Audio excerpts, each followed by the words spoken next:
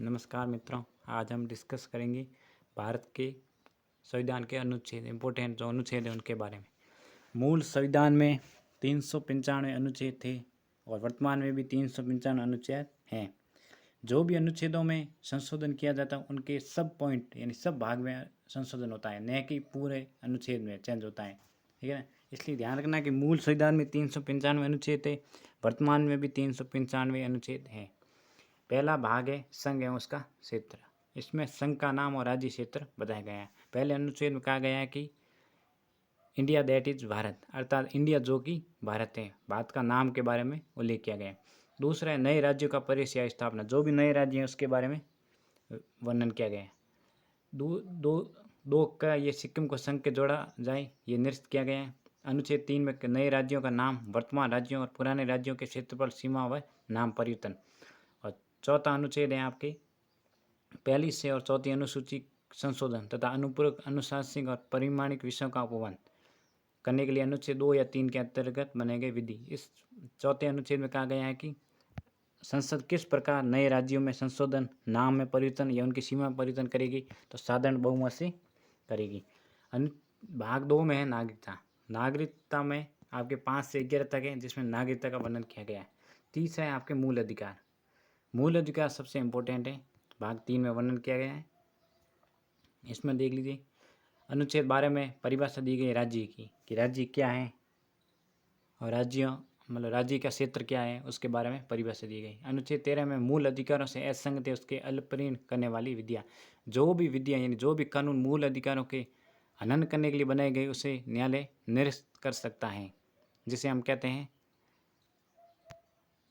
जिसे हमें न्यायिक समीक्षा कहते हैं, जो उच्चतम न्यायालय और सर्वोच्च न्यायालय को अधिकार है। अनुच्छेद 14 है आपके विधि के समक्ष समानता, ये समानता का अधिकार है। अनुच्छेद 15 धर्म, मूल, जाति, लिंग या जन्म विस्तार के आधार पर भेदभाव निषेध। अनुच्छेद 16 में लोक नियोजन के लिए विषय में अवसर की समानता, जिसमें अनुच्छेद 16 में आरक्षण की व्यवस्था की गई है। अनुच्छेद 17 अप्रत्यक्षता का अंत। 18 में उपाधियों का अंत। 19 में वाक स्वतंत्रता यानी स्वतंत्रता का अधिकार दिया गया। 20 में अपराध के लिए दोष सिद्धि के संबंध में संरक्षण, यानी किसी अपराधी को एक ही जुर्म के लिए 2 बार सज़ा नहीं दी जा सकती। अगर उसने कुछ एक बार जुर्म किया है तो उसके लिए उसे 2 बार सज़ा नहीं दी सकती, और जिस तारीख को उसने जुर्म किया है उस तारीख से ही उसकी सज़ा का प्रावधान है, न कि पिछली डेट या न कि आगे की डेट।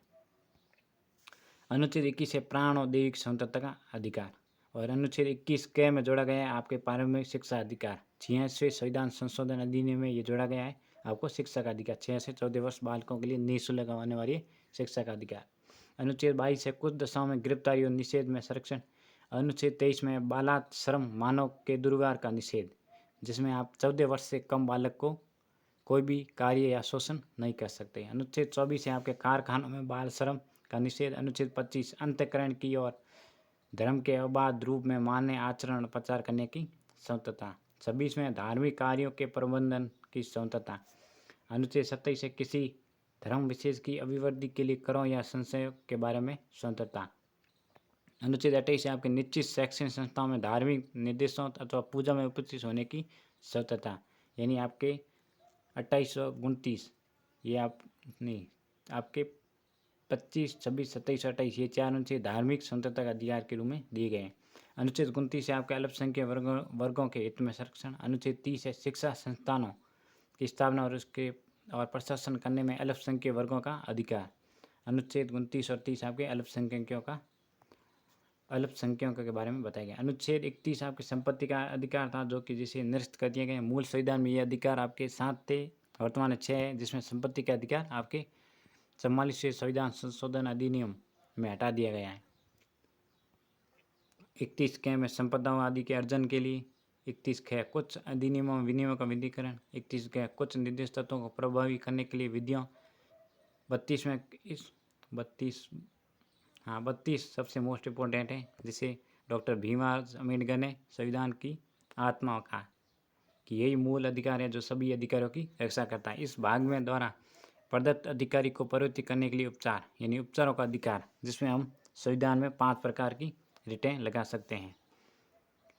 इसके बाद आपके देख लीजिए चौथा भाग है आपके राज्य के नीति निर्देशक तत्व। अनुच्छेद 36 परिभाषा, जो स्वयं राज्य की परिभाषा 12 में दी गई वो स्वयं की स्वयं 36 में दी गई। 37 में इस भाग में अतिवश्यक तत्वों को लागू होना। 38 में राज्य लोक कल्याण की अभिवृद्धि के लिए सामाजिक व्यवस्था बनाए रखना। 39 में राज्य द्वारा अनुसंधानीय कुछ नीति तत्वों। 39 के समान न्याय और निःशुल्क विधिक सहायता। 40 ग्राम पंचायतों का गठन, मोस्ट एंड इम्पोर्टेंट, सबसे ज़्यादा पूछा जाने वाला अनुच्छेद यही है, अनुच्छेद 40। 41 कुछ दशाओं में काम, शिक्षा और लोक नियोजन का पाने का अधिकार। इसके बाद है अनुच्छेद 42 काम की न्याय संगत और मानवोचित दशाओं तथा प्रस्तुति सहायता का उपवन। अनुच्छेद 43 कर्मकारों के लिए निर्वाह मजदूरी आदि। 43 के उद्योगों के प्रबंध और कामकारों का भाग लेना। 43 के सहकारी समितियों का बढ़ावा लेना, जो कि आपके वर्तमान में जोड़ा गया है। 57वां संविधान संशोधन अधिनियम 2011 में से जोड़ा गया है। अनुच्छेद 44 नागरिकों के लिए एक समान सिविल संहिता। 45 बालकों के लिए निःशुल्क अनिवार्य शिक्षा का उपबंध। अनुच्छेद 46 अनुसूचित जाति, अनुसूचित जनजाति और अन्य दुर्बल वर्गों और शिक्षा और अर्थ संबंधी हितों में अभिवृद्धि। अनुच्छेद 45 है आपके, ये सबसे इम्पोर्टेंट है कि किस संविधान संशोधन, किस अनुच्छेद के द्वारा बालकों को निःशुल्क एवं अनिवार्य शिक्षा दी गई, वो है आपके अनुच्छेद 45, जिसमें बालकों को निःशुल्क एवं अनिवार्य शिक्षा दी गई। अनुच्छेद 47 पोषाहार स्तर पर जीवनी स्तर को ऊंचा करने के लिए लोक स्वास्थ्य को सुधार और राज्य का कर्तव्य। 48 कृषि और पशुपालन। 48 के पर्यावरण का संरक्षण और संवर्धन। 49 राष्ट्रीय महत्व स्मारकों, स्थानों और वस्तुओं का संरक्षण। 50 कार्यपालिका से न्यायपालिका का पृथक्करण। और 51 में अंतर्राष्ट्रीय शांति और सुरक्षा में अभिवृद्धि। आगे आपके हैं मूल कर्तव्य, ये भाग 4 के में जोड़ा गया है, जिसमें 51 के मूल कर्तव्य है। 1976 में कांग्रेस पार्टी ने सरदार सर्वन सिंह समिति का गठन किया था, जिसे राष्ट्रीय आपातकाल के दौरान मूल कर्तव्यों की आवश्यकता आदि के संबंध में संतुष्टि देनी पड़ी, जिसके कारण 1976 में 42वां संविधान संशोधन किया गया, जिसमें 10 मूल कर्तव्य जोड़े गए। 10 मूल कर्तव्य जोड़े गए और जिसमें 11वां मूल कर्तव्य 86वां संविधान संशोधन अधिनियम 2002 को 11वां मूल कर्तव्य जोड़ा गया, जिसमें शिक्षा का अधिकार बालकों को देने के लिए मूल कर्तव्य के नाम से जोड़ा गया। आगे है आपके राष्ट्रपति और उपराष्ट्रपति। अनुच्छेद 52 भारत के राष्ट्रपति का उल्लेख, यानी भारत का राष्ट्रपति होगा, अनुच्छेद 52 में कहा गया। अनुच्छेद 53 में कहा गया है कि संघ की कार्यपालक शक्ति राष्ट्रपति की नियत होगी। अनुच्छेद 54 में कहा गया राष्ट्रपति का निर्वाचन। अनुच्छेद 55 में राष्ट्रपति के निर्वाचन की रीति यानी विधि, किस प्रकार निर्वाचन होगा। अनुच्छेद 56 में राष्ट्रपति की पदावधि यानी कितने वर्षों तक राष्ट्रपति अपना कार्यकाल रहेगा। अनुच्छेद 57 पुनः निर्वाचन, यानी राष्ट्रपति अगर आकस्मिक मृत्यु हो जाती है या त्याग पत्र देता है उसके लिए पुनः निर्वाचन के लिए पात्रता। अनुच्छेद 58 में राष्ट्रपति निर्वाचन होने के लिए अर्हता यानी योग्यता, कि किस प्रकार राष्ट्रपति की योग्यताएं होनी चाहिए। अनुच्छेद 59 में राष्ट्रपति के पद के लिए शर्तें, क्या शर्तें होगी जिस राष्ट्रपति बनने के लिए। अनुच्छेद 60 में राष्ट्रपति द्वारा शपथ एवं प्रतिज्ञान। अनुच्छेद 61 राष्ट्रपति पर महाभियोग चलाने की प्रक्रिया। अनुच्छेद 62 राष्ट्रपति के पद पर रिक्त को भरने के लिए निर्वाचन करने का समय और आकस्मिक रिक्त को भरने के लिए निर्वाचित व्यक्ति की पदावधि, यानी कितने वर्षों तक अगर राष्ट्रपति अपने पद पर नहीं हो तो दूसरा व्यक्ति रह सकता है। अनुच्छेद 63 में भारत का उपराष्ट्रपति का वर्णन किया गया। अनुच्छेद 64 उपराष्ट्रपति का राज्यसभा का पदेन सभापति होना, यानी जो उपराष्ट्रपति बनेगा वही राज्यसभा का पदेन सभापति होगा, इसलिए उपराष्ट्रपति को उनका वेतन उपराष्ट्रपति के तौर पर न मिलके राज्यसभा का पदेन सभापति होने के नाते वेतन और भत्ते दिए जाते हैं। अनुच्छेद 65 में राष्ट्रपति के पद पर आकस्मिक रिक्ति के दौरान उसकी अनुपस्थिति में उपराष्ट्रपति का राष्ट्रपति के रूप में कार्य करना और उसके कर्तव्यों का निर्वहन करना। अनुच्छेद 66 में कहा गया है उपराष्ट्रपति का निर्वाचन। अनुच्छेद 67 में कहा गया है उपराष्ट्रपति की पदावधि। अनुच्छेद 68 में कहा गया है उपराष्ट्रपति के पद में रिक्त को भरने के लिए निर्वाचन करने का समय और आकस्मिक रिक्ति को भरने के लिए निर्वाचित व्यक्ति की पदावधि। ये अनुच्छेद 68 में उपराष्ट्रपति के बारे में बताया गया। अनुच्छेद 69 उपराष्ट्रपति द्वारा शपथ एवं प्रतिज्ञान। अनुच्छेद 70 अन्य आकस्मिक में राष्ट्रपति के कर्तव्यों का निर्वहन। अनुच्छेद 72 समता समानता आदि के और कुछ मामलों में दंडादेश, निलंबन, परिहार, लघुकरण की राष्ट्रपति को शक्ति, जिसे हम समाधान की शक्ति कहते हैं, वो राष्ट्रपति को अनुच्छेद 72 में दी गई। ये सबसे मोस्ट इम्पोर्टेंट अनुच्छेद है जो बार बार पूछा जाता है। अनुच्छेद 73 में संघ की कार्यपालक शक्ति का विस्तार। अब आगे हैं आपके केंद्रीय मंत्रिपरिषद और भारत का महान्यायवादी। अनुच्छेद 74 में राष्ट्रपति को सहायता और सलाह देने के लिए मंत्रिपरिषद होगी, जिसका मुखिया कौन होगा? प्रधानमंत्री यानी पीएम। अनुच्छेद 75 में मंत्रियों के बारे में अन्य उपबंध। अनुच्छेद 76 में भारत का न्यायवादी महान्यायवादी। अनुच्छेद 77 में भारत सरकार के कार्य का संचालन। अनुच्छेद 78 में राष्ट्रपति को जानकारी देने आदि के संबंध में प्रधानमंत्री के कर्तव्य। अब है आपके अनुच्छेद 79 यानी संसद।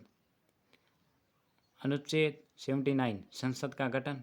अनुच्छेद 18 राज्यसभा की संरचना। अनुच्छेद 81 लोकसभा की संरचना। अनुच्छेद 82 प्रत्येक जनगणना के पश्चात पुनः समायोजन, यानी आपके किस प्रकार सीटों का बंटवारा हो, कौन सी जनसंख्या परिसम आयोग हो, ये सब अनुच्छेद 82 के तहत होगा। अनुच्छेद 83 संसद के सदनों की अवधि। अनुच्छेद 84 संसद की सदस्य की अहर्ता यानी योग्यताएं। अनुच्छेद 85 संसद के सत्र सत्रवान और विघटन। अनुच्छेद 86 संसद सदनों के अभिभाषण का और उनके संदेश भेजने का राष्ट्रपति को अधिकार। अनुच्छेद 87 राष्ट्रपति के विशेष अभिभाषण।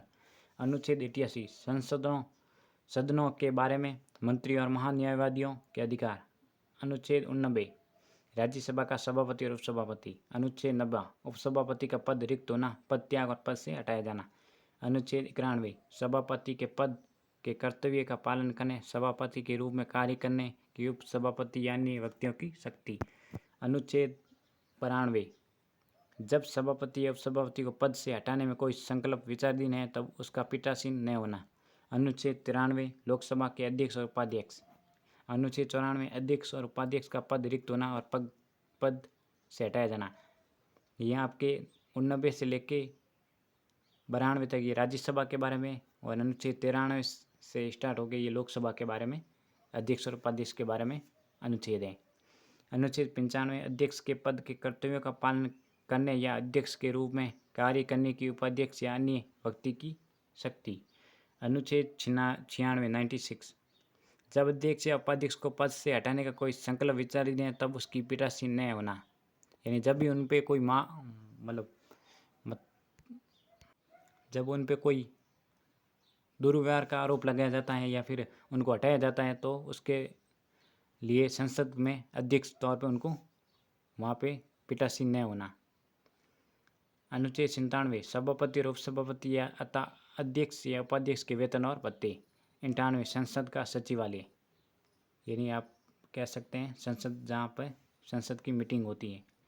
अनुच्छेद 99 सदस्यों का द्वारा शपथ एवं प्रतिज्ञा। अनुच्छेद 100 सदनों में मतदान रिक्तियाँ होते ही सदनों की कार्य शक्ति और गणपूर्ति। इसके बाद आप इम्पोर्टेंट अनुच्छेद देख सकते हैं। अनुच्छेद 108 कुछ दशाओं में दोनों सदनों की संयुक्त बैठक, यानी संयुक्त बैठक का प्रावधान किया गया है, जिसमें आप देख सकते हैं इसके अध्यक्ष कौन होंगे? लोकसभा अध्यक्ष। और ये कौन बुला सकता है? राष्ट्रपति के आह्वान पर। अनुच्छेद 109 धन विधेयक के संबंध में विशेष प्रक्रिया। अनुच्छेद 110 धन विधेयक की परिभाषा। अनुच्छेद 11 विधेयक पर अनुमति। इसके बाद आप देख सकते हैं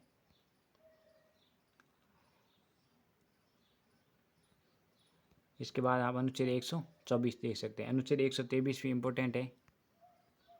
संसद के विश्रांति काल में अध्यादेश पारित करने के लिए राष्ट्रपति को शक्ति, यानी राष्ट्रपति 123 के तहत अध्यादेश जारी कर सकता है। ये अनुच्छेद 123 के तहत उन्हें शक्ति प्राप्त है।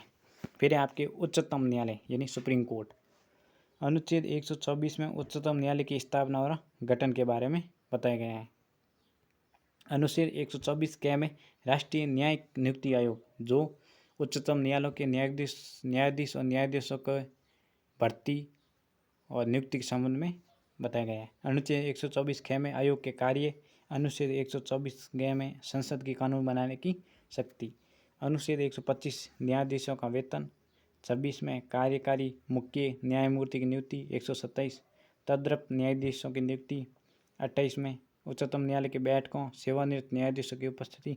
अनुच्छेद 129 उच्चतम न्यायालय का अभिलेख न्यायालय होना। ये अभी हाल ही में रिट 2021 में पूछा गया है। अनुच्छेद 129 यानी उच्चतम न्यायालय एक अभिलेख न्यायालय है। इसके जो भी निर्णय है वो एक सबूत के तौर पे रहेंगे। अनुच्छेद 130 उच्चतम न्यायालय का स्थान, यानी दिल्ली उच्चतम न्यायालय कहाँ मतलब अपना कार्यकाल कार्य करेगा। अनुच्छेद 31 उच्चतम न्यायालय की आरंभिक अधिकारिता।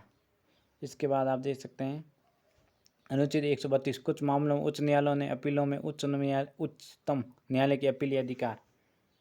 फिर इसमें इम्पोर्टेंट है आपके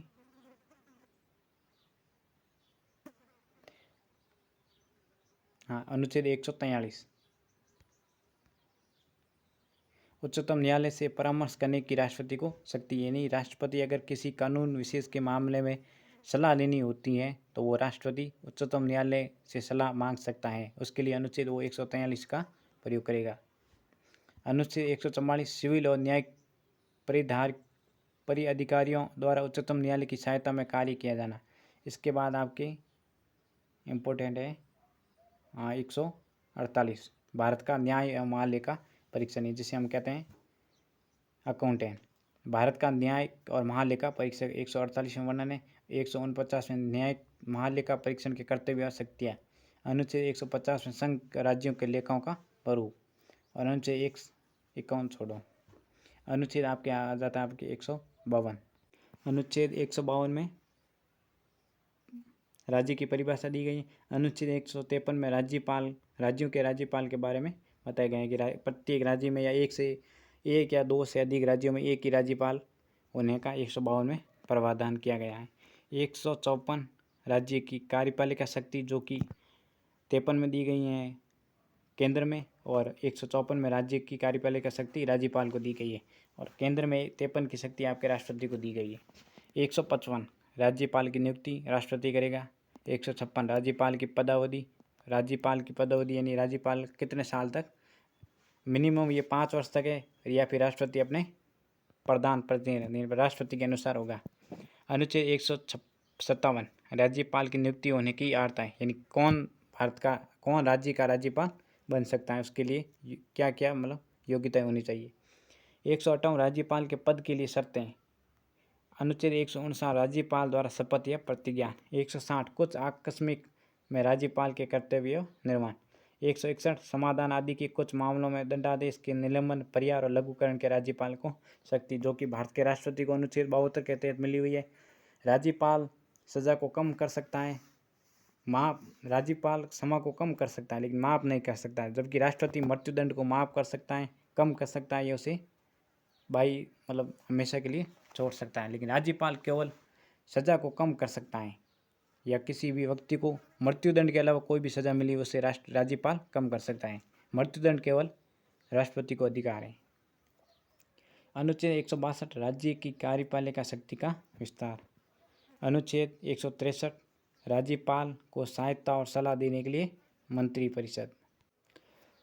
163 में जो राज्यपाल को सहायता और सलाह देने के लिए मंत्रिपरिषद होगी, वही अनुच्छेद 74 में भारत के राष्ट्रपति को सहायता और सलाह देने के लिए मंत्रिपरिषद होगी, वो अनुच्छेद 74 में केंद्र के लिए है और अनुच्छेद 163 राज्य के लिए।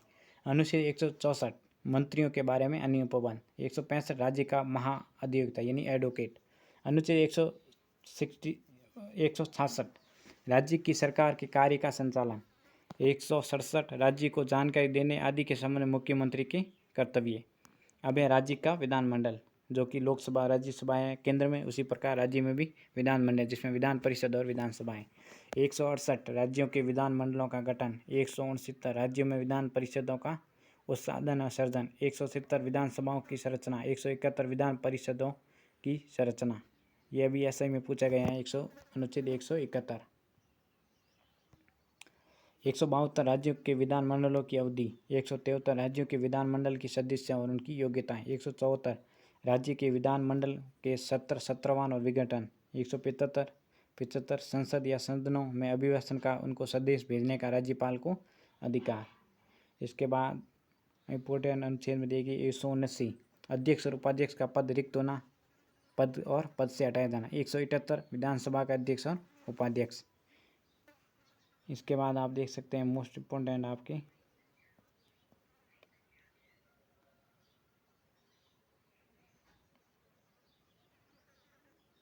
ये जो भी अनुच्छेद है वो राज्य के बारे में बताए गए हैं। इसके बाद आप देख सकते हैं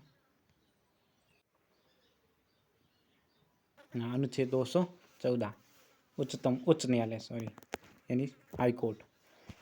200 अनुच्छेद 214 में कहा गया है कि राज्यों के लिए उच्च न्यायालय होगा। एक या एक से अधिक राज्यों के लिए एक भी हो सकता है या उनके लिए अलग अलग भी उच्च न्यायालय हो सकता है। अनुच्छेद 215 में उच्च न्यायालय को एक अभिलेख न्यायालय का होना, जो कि 129 में बात कही गई है उच्चतम न्यायालय के बारे में। वही बात सेम 215 में उच्च न्यायालय का एक अभिलेख न्यायालय होना 215 में कहा गया है। अनुच्छेद 216 उच्च न्यायालय का गठन। अनुच्छेद 217 उच्च न्यायालयों के न्यायाधीशों की नियुक्ति और उनके पद की शर्तें। अनुच्छेद 218 उच्चतम न्यायालय से संबंधित कुछ उपवन। 219 उच्च न्यायालयों के न्यायाधीशों के शपथ और प्रतिज्ञा। 220 स्थायी न्यायाधीश रहने के पश्चात विधि व्यवसाय पर निर्बंधन। फिर आपके इम्पोर्टेंट अनुच्छेद देख सकते हैं आपके 224 का उच्चतम न्यायालयों की बैठक में सेवानिवृत्त न्यायाधीशों की नियुक्ति। अनुच्छेद 226 कुछ रिट निकालने की उच्च न्यायालय को शक्ति, जो कि मूल अधिकार के तौर पे बताई गई है। 226 के अनुच्छेद 226 के अंतर्गत कार्रवाई में केंद्रीय अधिनियमों में संवैधानिक वैधता पर विचार नहीं करना। इसके बाद आप देख सकते हैं अनुच्छेद 229 230 हाँ 231 इंपॉर्टेंट है। 2 या 2 से अधिक राज्यों के लिए एक ही उच्च न्यायालय की स्थापना। इसके बाद आपके अधीनस्थ न्यायालय। 233 जिला न्यायाधीशों की नियुक्ति। 233 के कुछ जिला न्यायाधीशों की नियुक्ति और उनके द्वारा किए गए निर्णय आदि का विधिमन। 234 न्यायिक सेवा के जिला न्यायाधीशों से भिन्न व्यक्तियों की भर्ती। अनुच्छेद 235 अधीनस्थ न्यायालयों पर नियंत्रण। अनुच्छेद 236 निर्वाचन। अनुच्छेद 237 कुछ वर्गों या वर्गों के मजिस्ट्रेट पर इस अध्याय के उपबंध का लागू होना। इसके बाद आपके 239 संघराज्य क्षेत्र, इतना इम्पोर्टेंट आपके नहीं है। अनुच्छेद 243 आपके पंचायतें। 73वां संविधान संशोधन अधिनियम, जिसके तहत पंचायतों का गठन किया गया और इसे संवैधानिक दर्जा दिया गया। 243 परिभाषाएं किसकी? पंचायतों के बारे में। 243 के ग्राम सभा। 243 के पंचायतों का गठन। 243 के पंचायतों की संरचना। 243 घ स्थानों में आरक्षण। 243 अंग पंचायतों की अवधि और आदि। 243 च सदस्यों के लिए योग्यताएं। 243 छः पंचायतों की शक्तियाँ। इसके बाद आप देख सकते हैं 243 पंचायतों में लेखा की संपरीक्षा। 243 ट पंचायतों के लिए निर्वाचन। 243 ठ संघ राज्य क्षेत्रों का लागू होना। 243 इसके बाद आप इम्पोर्टेंट में देख सकते हैं 243 त नगर पालिकाएं। ये है आपके 74 संविधान संशोधन अधिनियम 1992। 200 ये सब पूरे अनुच्छेद आपके नगर पालिका के बारे में है, जो कि आप एक बार देख सकते हैं। जिसमें आपके मोस्ट इम्पोर्टेंट है आपके 243 यानी इसमें वित्त आयोग का वर्णन किया गया है। 5 साल के लिए एक वित्त आयोग होगा, जो कि इनके बजट के बारे में बजट देगा। इसके बाद आपके हैं सहकारी समितियाँ। ये भी आपके 97वां संविधान संशोधन 2011 में किया गया, जो कि नए अनुच्छेदों में जोड़ा गया है। 243 से यह ज से लेके 243 यह द तक सहकारी समितियाँ। इसके बाद आपके 244 अनुसूचित जनजाति और अनुसूचित जनजाति क्षेत्रों के प्रशासन। 244 के असम में कोच जाति, ये असम के बारे में। फिर अनुच्छेद 245 संघ और राज्यों के बीच विधायक संबंध। 245 से लेकर 255 यानी इसमें देख सकते हैं हम समवर्ती सूची के बारे में बताएंगे, जो संघ राज्य और संघ सूची, राज्य सूची और समवर्ती सूची के बारे में, जो अनुच्छेद 245 से लेके ये आपके संघ राज्य प्रशासनिक संबंध। इसके बाद संघ राज्य वित्तीय संबंध, किस प्रकार राज्य और केंद्र के बीच करों का विभाजन होगा, उसके बारे में। ये आपके 295 तक है, 93 तक।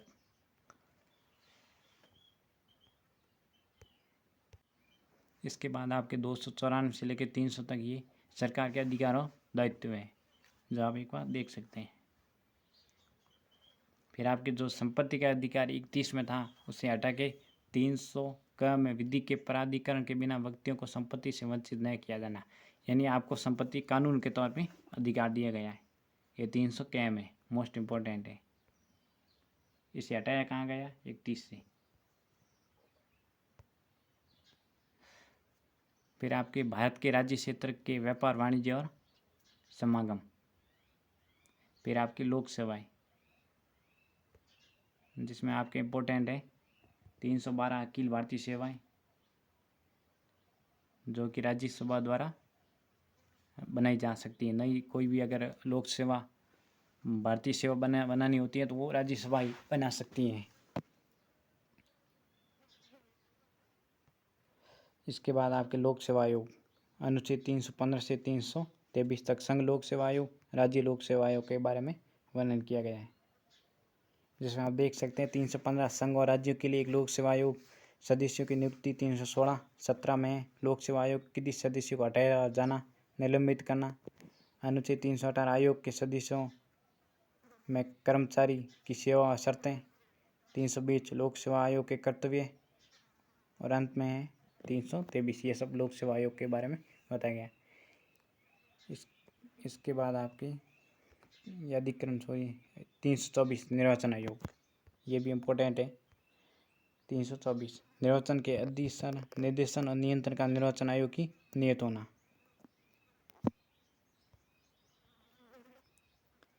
इसके बाद कुछ वर्गों के विशेष उपवन, ये आपके अंगल भारतीय जो कि वर्तमान में 331, ये इम्पोर्टेंट है। 331 लोकसभा में अंगल भारतीयों का समुदाय का प्रतिनिधित्व वर्तमान में हटा दिया गया है। फिर आप देख सकते हैं 333 से 342 तक।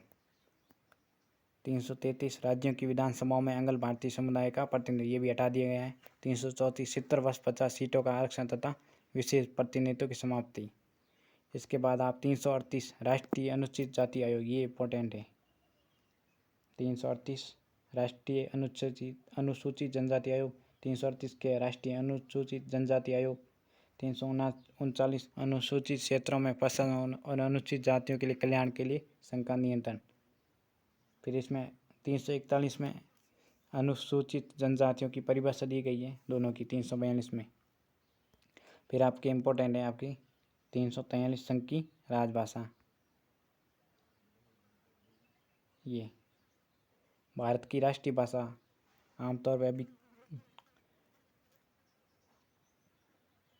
भारत की राष्ट्रीय भाषा हिंदी को अभी दर्जा नहीं मिला हुआ है, इसलिए वो एक राज्य भाषा यानी राजभाषा के रूप में कार्य कर रही है। अनुच्छेद 343 संघ की राजभाषा जो कि हिंदी होगी। अनुच्छेद 344 राजभाषा के संबंध में आयोग और संसद की समिति। फिर 345 राज्य की राजभाषा और राजभाषाएं। फिर हिंदी भाषा के विकास के लिए निर्देश, अनुच्छेद 351। फिर है आपके मोस्ट इम्पोर्टेंट 352 आपातकालीन प्रावधान, ये आपके 352 में आपातकाल की घोषणा।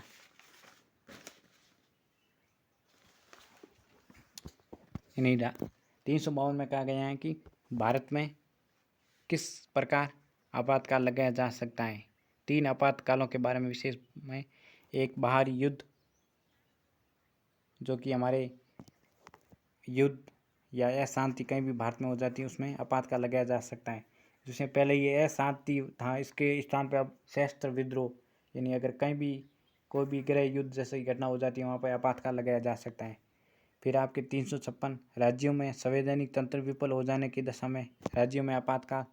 फिर आपके 360 वित्तीय आपातकाल, यानी अगर देश में कहीं साख संकट में पड़ जाए या वित्तीय संकट आ जाए, तब भारत का राष्ट्रपति वित्तीय आपातकाल लगा सकता है।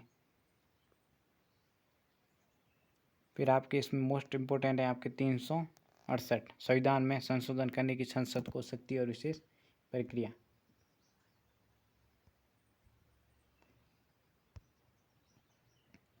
इसके बाद आप देख सकते हैं 372 ये सब राज्यों के बारे में।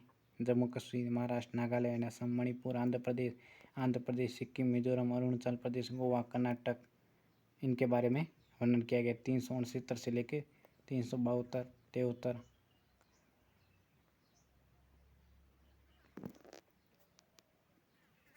आप देख सकते हैं ये अनुच्छेद। ये 395 लास्ट अनुच्छेद। इस प्रकार भारतीय मूल संविधान में 395 अनुच्छेद और वर्तमान में भी 395 अनुच्छेद हैं। धन्यवाद।